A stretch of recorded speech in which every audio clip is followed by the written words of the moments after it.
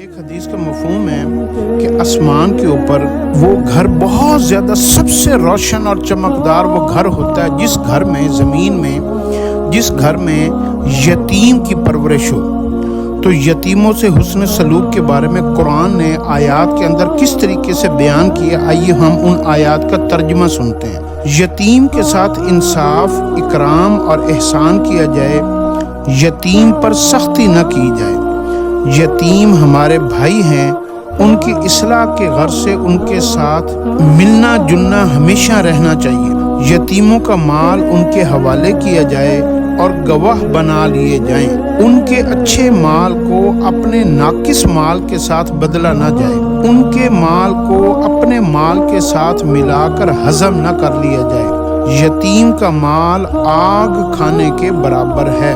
یتیم کے مال کے قریب بھی نہ بھٹکو الا یہ کہ ان کے حق میں بہتر ہو۔ یتیم کے مال میں اسراف سے کام نہ لیا جائے، یعنی یتیموں کا مال بے دریغ نہ اڑایا جائے۔ جب یتیم بالغ ہو جائے اور ان کو معاملہ فہمی نظر آ جائے ان کے اندر، تو ان کا مال ان کے حوالے کر دیا جائے۔ سرپرست غریب ہو تو موافق دستور ان کے مال میں سے اپنی ذات پر خرچ کر سکتا ہے، غنی ہونے کی صورت میں نہیں لے سکتا۔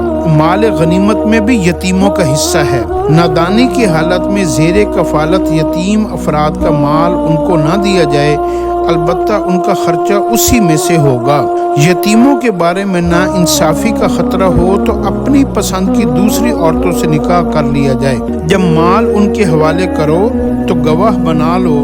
یتیم بچیوں سے نکاح کرنا اور ان کے حقوق ادا نہ کرنا بے انصافی ہے۔